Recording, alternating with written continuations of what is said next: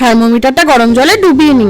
কি রে এখনো ঘুমাচ্ছিস? মা দেখো আমার 102 জ্বর। হ্যাঁ আমার সাথে চালাকি। তাড়াতাড়ি রেডি হ, স্কুলে যেতে হবে।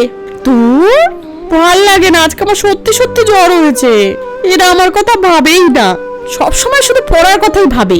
ঠিক আছে এবার থেকে আমি এদের কথাই শুনবো। মিনা তুই কি করছিস? এটা দুদিন হলো তুই একটু ঘুমাসনি। আরে না ঘুমালে তো তোর শরীর খারাপ হয়ে যাবে। কেন? তোমরা তো এটাই চাইছিলে। এখন থেকে আমি শুধু পড়েই যাব। এ নাও রেজাল্ট। আরে বাহ, সবেতে ফার্স্ট। হ্যাঁ এতেও ফার্স্ট।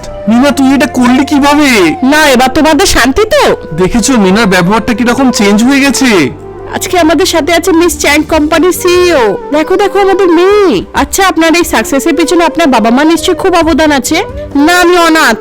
হ্যাঁ দেখ দেখ এরা হলো ওই সিইওটার বাবা মা।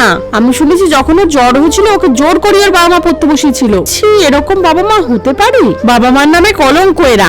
চলো চলো চলো চলো।